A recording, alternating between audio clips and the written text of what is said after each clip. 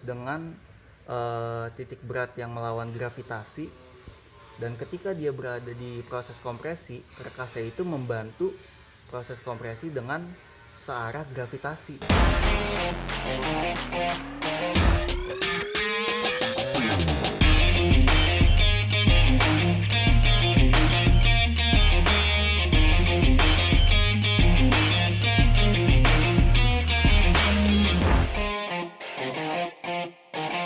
Oke teman-teman semua, selamat datang di channel Trackdayholic.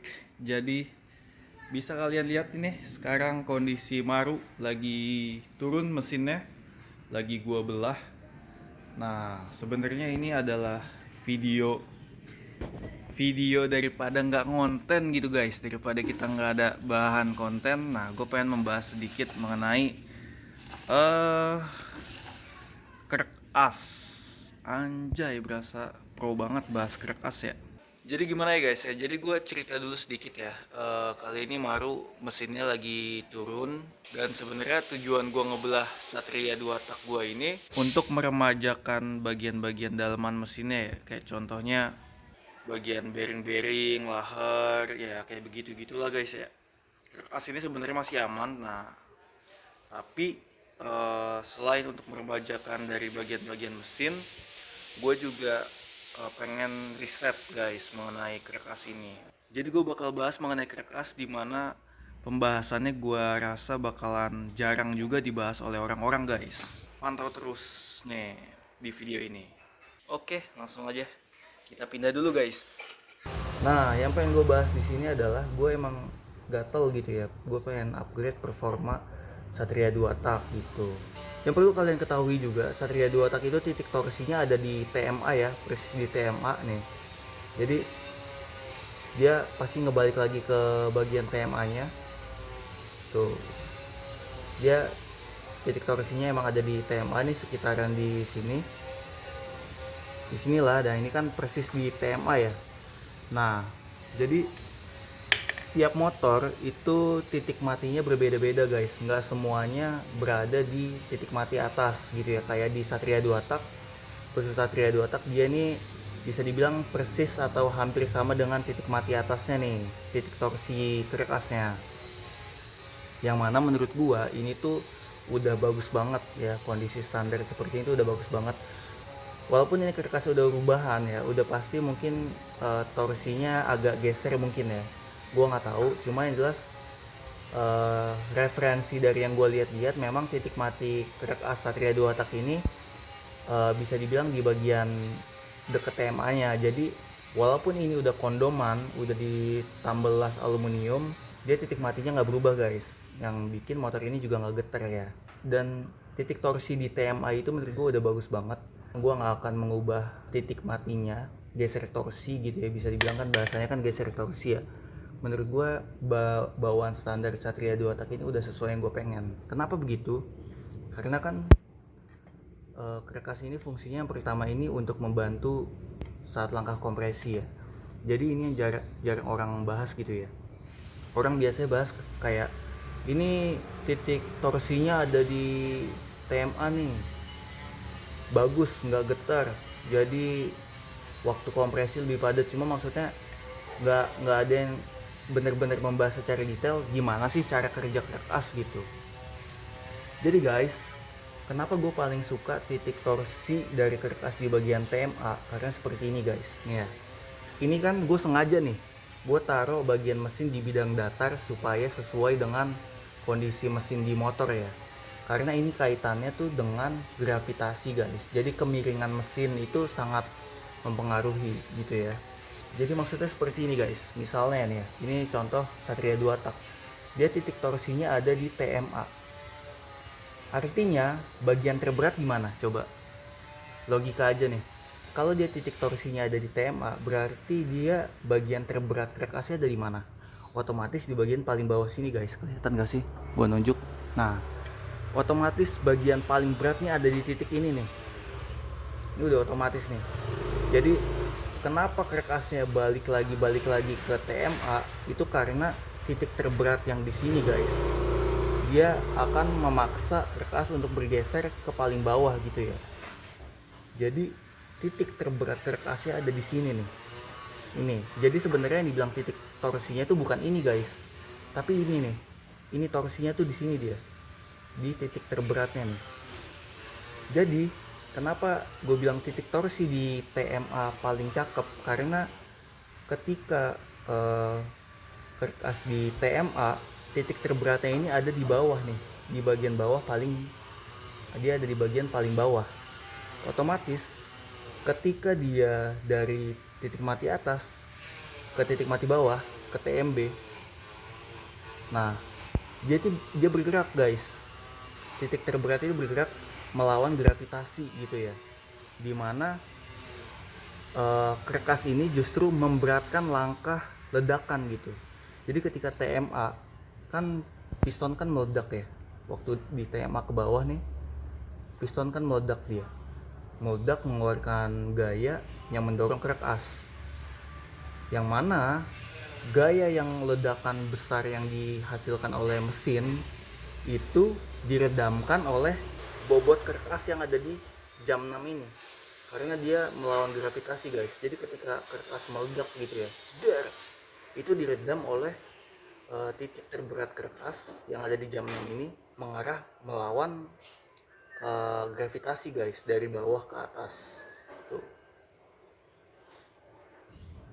Jadi ketika sehar meledak, kerkas itu meredam ledakannya dengan melawan gravitasi titik terberatnya melawan gravitasi. Nah selanjutnya ketika dari TMB ke TMA nih, TMB ke TMA,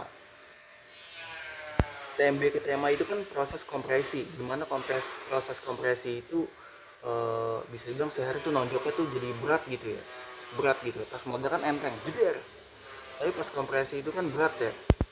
Nah ketika sehari keberatan untuk mengkompresi mesin, kerkas jadi ngebantuin, karena titik terberatnya dia ada di, udah pindah di jam 12 ya kan, udah pindah di jam 12.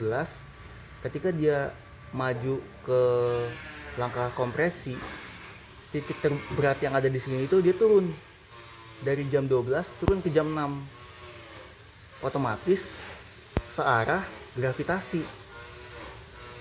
Jadi kerkas yang titik torsinya ada di TMA, kesimpulannya kerkas yang titik torsinya ada di TMA itu ketika dia meledak, kerkasnya itu meredam ledakannya dengan titik berat yang melawan gravitasi, dan ketika dia berada di proses kompresi, kerkasnya itu membantu proses kompresi dengan searah gravitasi gitu guys. Makanya titik torsi di TMA itu menurut gue udah paling cakep untuk Satria 2 Begitu juga dengan misalnya contohnya kayak kerkas F1ZR. F1ZR itu kan mesin sejajar ya kan, mesin sejajar. Jadi dia kalau ini itu di 55 derajat guys. Satria 2 kalau lihat brosurnya, dia kemiringan mesinnya itu 55 derajat. Nah kalau Fisker dia kan 0 derajat, dia di sini nih. Nah jadi beda lagi dengan Fisker guys. Kayak misalnya contohnya Fisker itu kan dia mesin sejajar, jadi kemiringannya dia ada di 0 derajat. Kalau dari arah magnet itu kemungkinan di jam 9, ya enggak. Cuma setahu gue titik torsi F1ZR itu dia ada di jam 4 alias jam 7 atau jam 6 gitu, di antara jam 6 atau jam 7. Itu gue nggak tahu tuh bagian apa namanya dari pabrikannya kenapa dia kayak gitu guys, kenapa dia ada di jam 6 jam 7.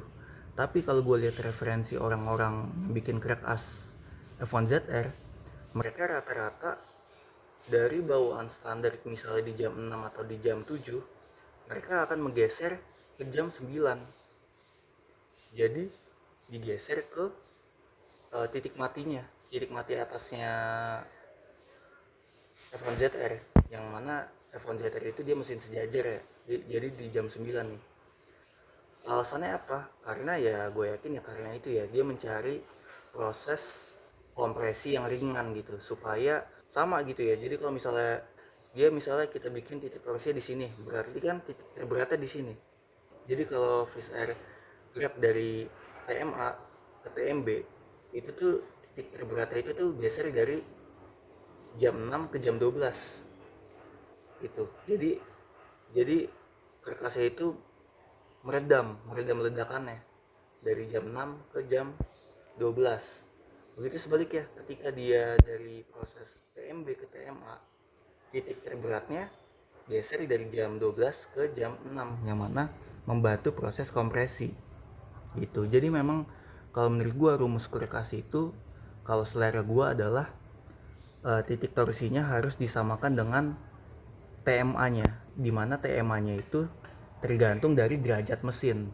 Kalau Satria 2 tak ada di 55 derajat, kalau Evan ZR ada di 0 derajat gitu ya. Gitu guys, itu kalau gua gitu ya. Kalau gua sih pengennya geser torsi seperti itu. Entah apapun motornya, kalau gua sih entah apapun motornya, gua akan bikin titik torsinya berada di TMA. Nah sebenarnya ini kertas gue udah berada di TMA nih, jadi kemungkinan gue cuma pengen nggak ngerubah titik torsinya lagi, tapi gue pengen ngasih beban aja gitu ya, beban di sini, terus udah gitu diambil di bagian sininya lagi. Tapi patokannya di TMA-nya dulu ya, kita tarik garis lurus di sini. Jadi kalau kita kasih beban lagi di sini, otomatis titik torsinya tuh nambah lagi beratnya ya, nambah lagi berat di sini ya kan, di titik terberatnya. Terus kita tambahin lagi di kanan kirinya supaya makin berat lagi di bagian sininya ya guys ya. Tapi jangan terlalu berat, karena kalau terlalu berat nanti balance faktornya berubah gitu ya. Jadi ada lagi guys pembahasan mengenai balance faktor, gimana balance faktor itu tiap motor kebutuhannya beda-beda. Jadi bukan berarti balance faktor makin tinggi makin bagus ya. Jadi balance faktor itu tuh tergantung orientasi mesin juga. Nah di mana nih di Satria 2 tak otomatis pabrikan udah ngasih balance faktor yang sesuai gitu ya. Jadi jangan sampai kita nambah bobot terlalu berat sehingga balance faktornya berubah terlalu jauh, yang mana hasilnya nanti takutnya malah getar. Makanya jadi sebenarnya kalau kita mikir pakai logika, harusnya balance kertas itu gampang ya, nggak susah. Jadi kayak teman gue nyaranin gue, lu balance kertas di tempat yang bagus aja, yang jago gitu, yang udah jelas, misalnya kayak bakul kertas atau subekan atau apa gitu ya. Kalau gue enggak, gue pede aja gitu, gue pengen riset sendiri. Paling nanti gue ke tukang bubut, gue minta sendiri nanti, gue pengen bolongin sekian, kan bisa dihitung ya semuanya. Gue pengen bolongin sekian mili gitu kan, dengan diameter sekian di bagian sini, udah gitu ditambal timah, kan kita juga udah tahu kan berat massa timah berapa, berat besi berapa. Jadi kita tahu kalau kita pengen nambah berat 50 gram itu harus dibolongin berapa. Jadi ya sebetulnya bisa dihitung guys. Jadi menurut gue kayaknya nggak susah-susah banget sih balance kertas. Walaupun gue masih awam gitu ya, tapi gue nggak tahu kenapa pede aja gitu. Toh kalaupun gagal ya udah, namanya juga riset gitu kan. Jadi begitu guys mengenai pembahasan kertas ya, kertas Satria 2 tak. Gimana menurut gue titik torsi Satria 2 tak tuh bawaan pabriknya udah mantep gitu ya, udah sesuai, dia udah berada di TMA.